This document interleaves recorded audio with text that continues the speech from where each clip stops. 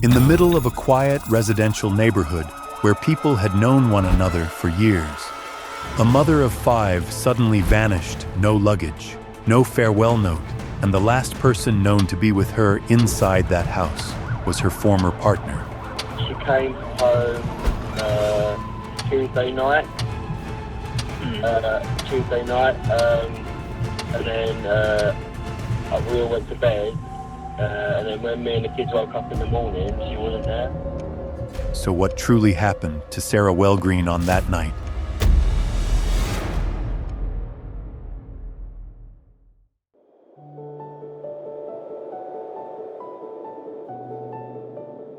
Amid the calm rhythm of life in New Ash Green, a post-war planned residential community in Kent, the local community was known for being closely bonded, almost like one large family, and Sarah Wellgreen, age 46, was a familiar and well-known presence in that everyday life.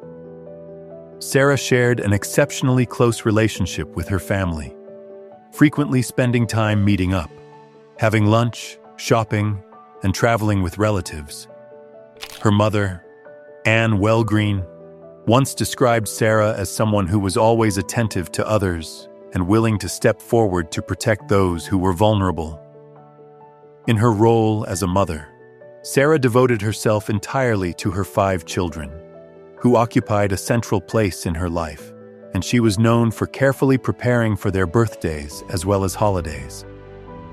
Sarah had 2 sons, Jack Wellgreen and Lewis Wellgreen, from a previous relationship, and 3 children with her partner, Ben Lacomba, who was 39 years old at the time. Sarah continued working as an aesthetic practitioner, often taking evening and weekend appointments while balancing the responsibility of caring for her children. Her partner, Ben Lacomba, was born in Greenwich and, in the early 2000s, moved to Majorca with the ambition of pursuing his dream of becoming a pilot. The two met in December 2004 through a dating website, and in the early stages of their relationship, Ben made a positive impression on Sarah's 2 older sons. Believing this was an opportunity to build a new life, Sarah made the decision to leave her job and relocate to Majorca with her children to live with Ben. However, the adjustment quickly became difficult, as Sarah did not speak Spanish fluently, struggled to find suitable work, and often felt homesick, making life there increasingly heavy and isolating for her. During the same period, Ben was also unable to achieve his goal of becoming a pilot, and instead took a job working at the local airport. After welcoming their first child together, Sarah and Ben decided to return to England to stabilize their lives, and after some time, they moved into a 4-bedroom house at 22 Bazes Shaw in New Ash Green. There, Ben began working as a taxi driver, while Sarah returned to her profession as an aesthetic therapist, balancing work with caring for the family. Over time, however, tensions within the relationship became increasingly apparent. Arguments grew more frequent, and Sarah ultimately made the decision to end the relationship. Following this decision, Ben demanded that Sarah and her 2 older sons leave the house, while keeping the 3 children they shared living with him. And he quickly arranged a hearing at the family court the following morning, stating that Sarah had abandoned her children. Because she received no prior notice and did not understand the legal process unfolding, Sarah had no opportunity to defend herself, and temporary custody of the children was granted to Ben, leaving her in a state of profound emotional collapse. Sarah and her 2 older sons moved in with her mother and stepfather, and the family was forced to carefully scrape together financial resources to seek legal advice, until August 2016, when Sarah was formally granted full custody of all 5 children.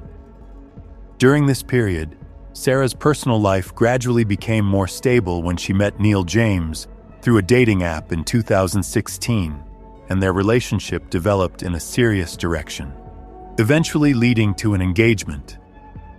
However, Sarah remained cautious about the possibility that Ben Lacombe might initiate a new legal dispute over custody if she moved in with Neil. By 2018, in an effort to preserve stability for the children, Sarah Wellgreen proposed an arrangement in which she and Ben would live together in the same house and share childcare responsibilities. Despite their romantic relationship having ended, and despite strong opposition from her family. As tensions persisted and the arrangement failed to provide long-term balance, Sarah began considering the possibility of buying out Ben's share of the house, a step that reflected her growing desire to build a more independent and self-directed life for the future. That morning, Sarah Wellgreen took her children to school before beginning her work schedule and meeting clients as usual, while also expressing excitement after securing a new job with higher pay, offering a sense of renewed financial stability and future prospects. At around 8:00 p.m., Sarah was seen returning home and entering the house, after which she continued exchanging several text messages, including contact with Neil James. In one message sent to a friend, she wrote that there was always something to look forward to, and that all one had to do was open their eyes and dare to dream, reflecting a positive mindset and plans ahead. The last recorded message was sent at approximately 10:00 p.m., shortly before she went to sleep. The following day carried special significance, as it was the birthday of one of Sarah's children, and as was her habit, she had planned ahead for the occasion. However, as the morning unfolded, unusual signs quickly emerged when messages sent by Neil James went unanswered.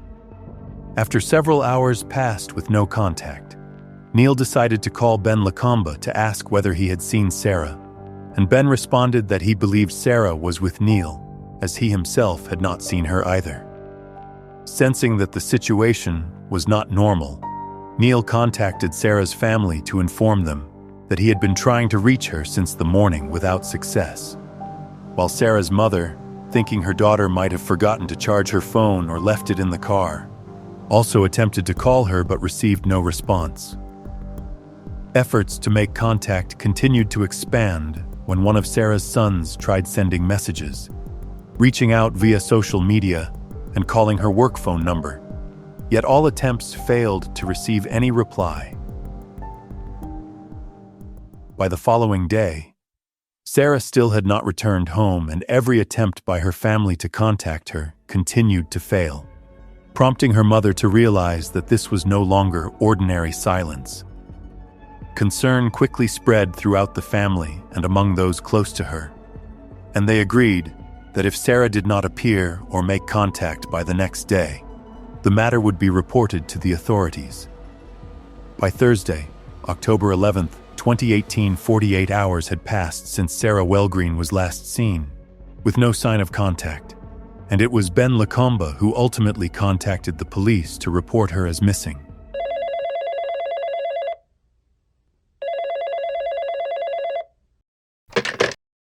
Police switchboard. Hello, I want to report a missing person. Okay, and how old is this person? I know her date of birth. It's 14/12/71. Right, okay, so what concerns do you have at the minute? Well, she lives with me. Yeah. She's my children's mum. Okay. And she's not like we're not together. We just live together, sort of thing. Right. Okay. And she came home Tuesday night. Tuesday night, and then we all went to bed. And then when me and the kids woke up in the morning, she wasn't there. The investigation was assigned to Ivan Beasley, a senior investigating officer with Kent Police, who was responsible for overseeing the entire effort to determine Sarah's whereabouts. In his initial account to officers, Ben Lacombe stated that on the evening of October 9th, 2018, after Sarah returned home, he took the children to bed and went to sleep in his own bedroom located in the mezzanine area, while Sarah went into her separate room downstairs. Ben said that when he woke up the following morning, Sarah was no longer in the house, but her car was still parked in its usual spot. And because it was the birthday of one of the children that day, he claimed he had expected her to return home. A missing person investigation was launched immediately, and Sarah's bedroom was examined, where officers quickly noted that all of her personal belongings were still in place, including cash, bank cards, keys, and her handbag items that, by habit, Sarah would never have left behind if she had chosen to go somewhere intentionally. For DCI Ivan Beasley, the most concerning detail was that Sarah's car keys were still inside the house, suggesting she had no intention of traveling far, leading to an initial theory that she may have gone out for a walk or a run and encountered an unforeseen incident that prevented her from seeking help. Based on this assumption, officers established a search area with a radius of approximately 5 miles around Sarah's home, extending across nearby fields and wooded areas, while also checking local hospitals to determine whether she had been admitted for treatment.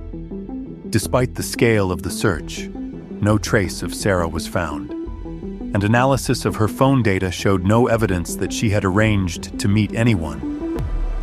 During the investigation, DCI Ivan Beasley noted concerns regarding the attitude and behavior of Ben Lacombe, stating that officers observed he appeared insufficiently worried and displayed reactions considered atypical for someone who had just reported a loved one as missing, particularly his reluctance to cooperate fully and his apparent desire for police not to remain in the house for an extended period. Investigators also established that Ben only contacted the police after pressure from Sarah's family, rather than proactively reporting her disappearance at an earlier stage. Meanwhile, Sarah's sons quickly turned to social media to appeal for help from the local community in New Ash Green, and within a short time, hundreds of residents joined the search efforts. A local volunteer, Sharon Brine, later recalled that on the 3rd or 4th day of the search operation, Ben visited the village office to book the community hall for a children's activity, an action that left many search volunteers confused, given that the community was fully focused on trying to find Sarah. In the days that followed, Sarah's 2 older sons attempted to visit their younger siblings, but were informed that this would not be permitted, while Ben Lacombe moved the 3 youngest children to stay temporarily at an aunt's home and simultaneously initiated legal proceedings to seek formal custody. DCI Ivan Beasley stated that within just a few days of Sarah being reported missing, Ben had appeared before the family court and requested an urgent hearing concerning child custody. Alongside these developments, Kent police issued public appeals through the media in an effort to gather information from the public and generate any leads that might assist the investigation. However, as time continued to pass without progress, Sarah Wellgreen remained unfound, and concern steadily grew that her disappearance may have been connected to a serious personal tragedy.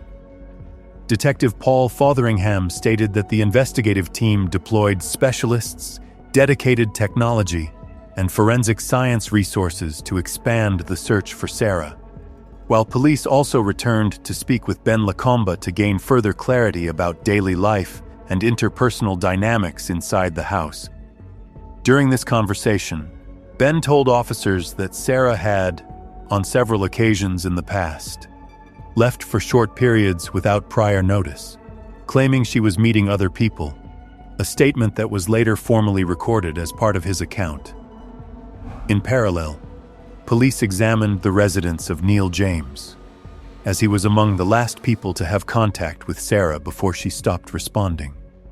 And Neil confirmed that he had called her at 9:24 p.m. that evening, that they spoke for approximately 15 minutes, and then continued exchanging messages before ending the conversation with a good night.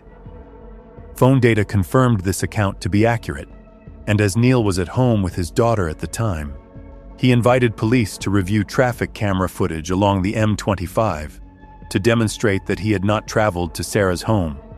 Verification showed that his statement aligned with the collected data. and Neil was subsequently ruled out as a suspect. After roughly a week without progress, police shifted their focus to reviewing security camera footage across the area, examining more than 15,000 hours of video. At approximately 2:00 a.m. on October 10, 2018, coinciding with the period when Sarah was no longer recorded making contact, a local CCTV camera captured images of a vehicle driving around the nearby area. Among the frames obtained, investigators noticed that the vehicle displayed a logo on the driver's side door, a detail that drew attention because it closely resembled the vehicle used by Ben Lacombe, a red taxi bearing a logo in the same position. To rule out any mistake, police commissioned an independent specialist to compare the vehicle shown in the footage with Ben's car, and the conclusion indicated that the two images matched. Approximately 2 hours after the vehicle first appeared on camera, it was recorded returning to the area, a development that conflicted with Ben's earlier statement that he had remained at home resting throughout the night while Sarah was no longer present. The house in New Ash Green was equipped with an extensive security camera system covering multiple areas, all operated from the bedroom of Ben Lacombe, allowing him to monitor activity around the property. And according to DCI Ivan Beasley, it was a relatively sophisticated setup with cameras positioned at the front, rear, and along both sides of the house, all linked to a central control unit located in the converted loft bedroom. When investigators reviewed the footage from the period when Sarah was no longer present, they confirmed that Ben was recorded returning home and that there was no footage showing anyone else entering the house before Sarah arrived back that evening. In addition to the internal system, neighboring security cameras, with storage capacity of up to 3 months, were also examined and showed that the cameras at Ben and Sarah's property had been operating almost continuously in the period beforehand, indicated by regularly emitted infrared light. However, shortly after midnight on the night Sarah was last seen, Ben's camera system abruptly stopped recording. During his interactions with police, Ben Lacombe stated that the data files from the home security camera system were unusable due to a malfunction and claimed that the entire system had in fact not been operational for approximately 1 year prior. However, when cross-referenced with other visual sources, investigators identified footage showing Ben returning home on the night the incident occurred, at which time his vehicle appeared clean, with no visible signs of dirt. The following day, after he took the children to school, the same vehicle was again captured on CCTV, this time clearly showing mud on the bodywork and wheels, before at approximately 10:30 a.m., the vehicle was recorded entering the premises of the taxi company where Ben worked, and when the car later reappeared, the traces of mud were no longer present.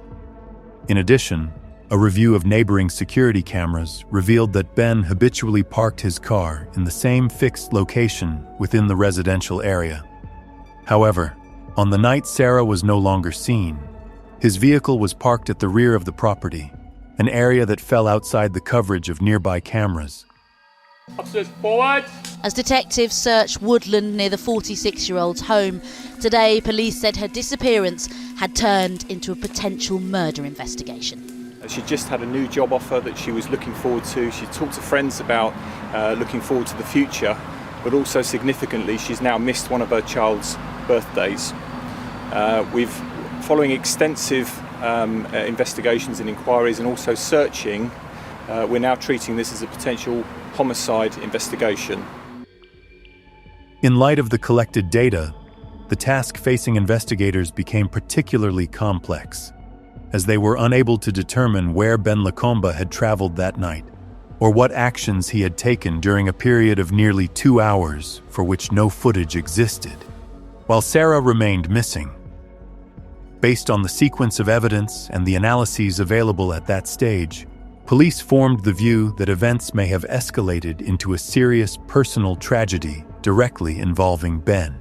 and that he had subsequently used his vehicle to remove Sarah from the residential area in an effort to conceal what had occurred. Your arrest is necessary to allow you to be questioned about the offence. Understand? Understand that? Okay, you don't have to say anything about harm the you mention in question when someone in court, anything you do so like the evidence.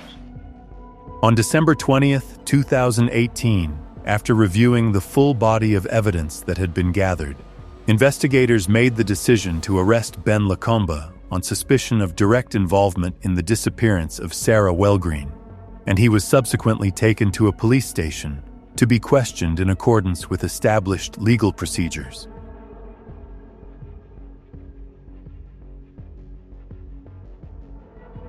So you are under arrest today on suspicion of the murder of your ex-partner, and I understand you still live in the same address, that's Sarah Wellgreen. When we're talking, I would like you to give as much detail as you can in your answers so that we can really understand what it is that you are saying, and so that anybody else listening to this interview in the future can really understand what it is that you're saying, and we can do justice to what you're telling us. Now, as I say, you're here on suspicion of murdering her. We believe she may be dead, and that may be at your hand. So, did you kill her?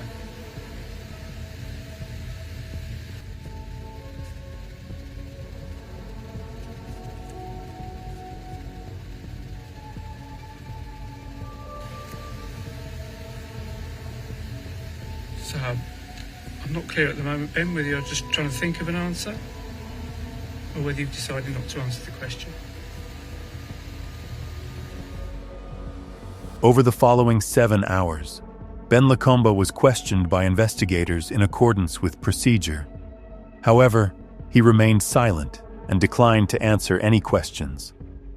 At the same time, searches of the property continued, and a shovel was discovered in a garden storage area, appearing largely unused, a detail that was formally logged as part of the investigative record. At this stage, the priority for law enforcement was to determine the whereabouts of Sarah Wellgreen, clarify the circumstances that led to her disappearance, and establish Ben's intentional role within the sequence of events.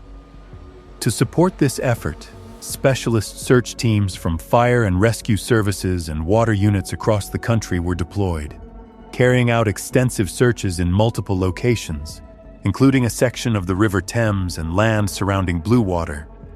So, Joe, what's the latest from today?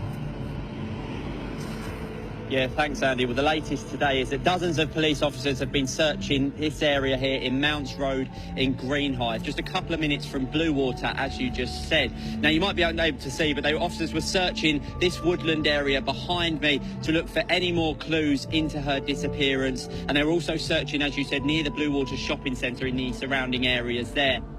During the search operation, multiple roads in the area were sealed off, and approximately 1,400 different locations were examined, yet none led to the discovery of Sarah's whereabouts.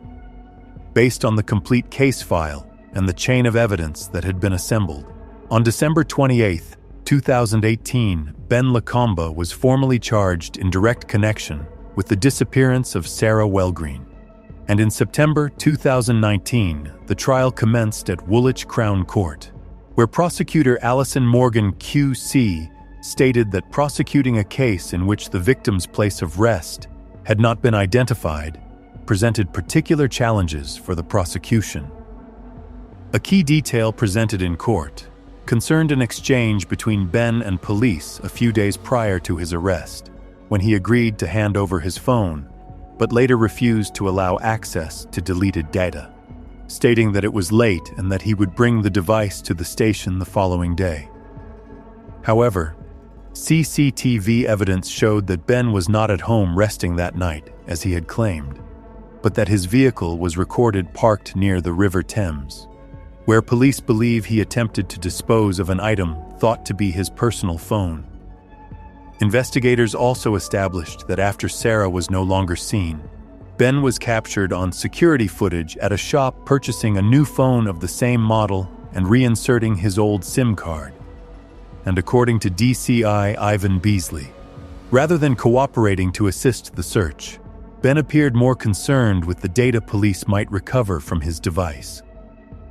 Another argument advanced by the prosecution to demonstrate intentional action focused on the window of time between when Ben Lacombe left the house and when he returned, a gap that was said to be sufficient for him to travel to a pre-selected location in order to conceal events connected to Sarah Wellgreen. In relation to the shovel discovered during the search, the defense argued that it had been purchased for Ben's mother to use for tending flowers at the front of her home. However, investigators assessed that the size and characteristics of the shovel were inconsistent with ordinary gardening needs in that area, thereby increasing suspicion regarding its true purpose. Prosecuting counsel Alison Morgan QC asserted that the suggestion such an item had been bought as a gift for Ben's mother lacked credibility and was unreasonable when considered within the broader context of the case.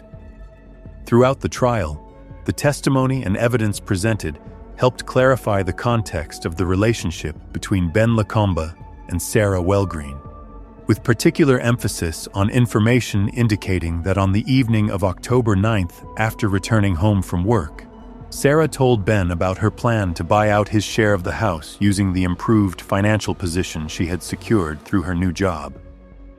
According to the prosecution's case, this meant that Ben was facing a gradual loss of control over housing, finances, and his role within the family.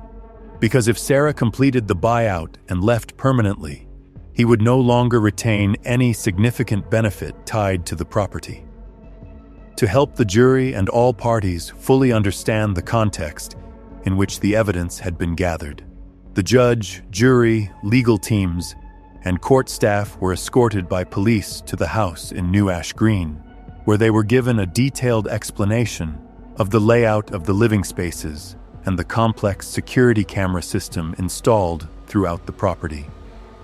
In her closing submission for the defense, Rebecca Trowell QC emphasized that the request she was making of the jury was one of greater caution than the prosecution's position, arguing that they were being asked to reach a conclusion about the responsibility of a 39-year-old man with no prior criminal convictions in connection with a serious personal tragedy involving the mother of his children, and that accepting a scenario described as carefully planned required an exceptionally high level of certainty from the evidence presented. After 30 days of trial proceedings, the jury retired to deliberate and reached a verdict without delay, and on October 28, 2019, Ben Lacombe was found criminally responsible in connection with the events that led to the disappearance of Sarah Wellgreen. The court subsequently imposed a life sentence on Ben, with a minimum term of 27 years to be served before any possibility of further review could be considered under the law.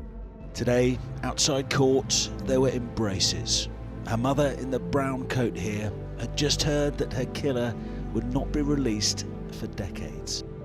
Ben Lacombe showed no remorse or an ounce of emotion as he was sentenced to life in prison today for the murder of his ex-partner, Sarah Wellgreen. He will serve a minimum of 27 years behind bars for killing the mum of 5 at the home they shared in New Ash Green and won't be released until he's at least 66 years old. After the trial, her eldest son Lewis, speaking on behalf of the family, said he hopes he's never released until he admits where her body is.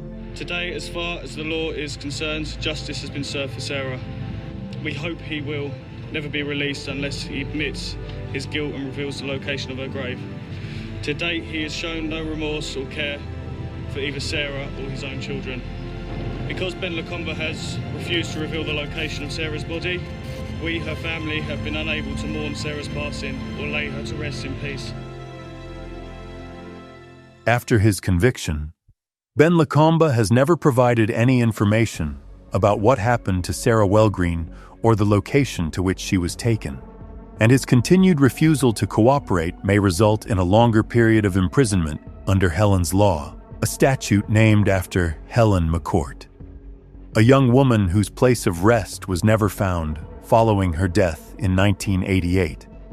The law came into force after a sustained campaign led by Marie McCourt, Helen's mother, who called for changes in the way the legal system considers parole for convicted individuals who refuse to assist in clarifying a victim's whereabouts, while the person responsible for Helen's tragedy, Ian Sims, never disclosed any relevant information. The petition calling for the adoption of Helen's law gathered more than 600,000 signatures and received widespread government support. And in November 2020, the law was formally approved, establishing that although a convicted person may still be considered for release if they are no longer deemed a threat to the public, the parole board is required to give rigorous consideration to their level of cooperation in assisting investigations as a mandatory part of the review process. In statements made after the trial, one of Sarah Wellgreen's older sons said that part of the truth remains undisclosed and may never come to light because of what Ben Lacombe has done, expressing the belief that withholding information about Sarah's whereabouts may be the only way Ben is able to maintain a remaining sense of control. In addition, Sarah's former husband also spoke publicly, sharing that his only wish is that one day the location of her final resting place can be determined, so that the family and those who loved her may finally find the closure they need. Sarah is very bubbly, outgoing, and she obviously knew what she wanted in life, and she would do anything to achieve that. And I think she would have achieved it if she was still here. When I heard that she had gone missing, at first I thought maybe she'd turn up, but she didn't, and it's very sad. I wouldn't wish it on my worst enemy. If they can find a body, it would give closure to the family and myself, because I was still friends with Sarah. Within 1 year after Sarah Wellgreen was last seen, nearly 3,000 potential locations were identified and examined in efforts to clarify her whereabouts. Yet none produced a definitive result. In New Ash Green, the local community has continued to persist with search efforts and has made it clear that hope has not been abandoned. While a social media page titled "Searching for Sarah Wellgreen" was created to encourage public support and the sharing of information, for Sarah's family, friends, and those who were close to her, not knowing where she is or what truly happened remains a profound and unresolved void, and their greatest hope is that one day Ben Lacombe will provide the information needed so that Sarah can be brought home and finally laid to rest with dignity. Closing the case of Sarah Wellgreen, this is a story that reveals how simmering conflicts within family life, where control, disputes, and legal decisions collide, can lead to irreversible consequences, leaving a lasting void for those left behind. The case also underscores the importance of recognizing serious warning signs in strained relationships at an early stage, as well as the vital role played by the community and authorities in protecting those who are most vulnerable. Thank you for taking the time to listen to today's story with me on True Crime Documentary. If you have any thoughts or wish to leave a message in memory of Sarah, please share them in the comments below and help spread awareness by sharing this video. Don't forget to subscribe and hit like to support future true crime documentary content. And I'll see you again in the next story.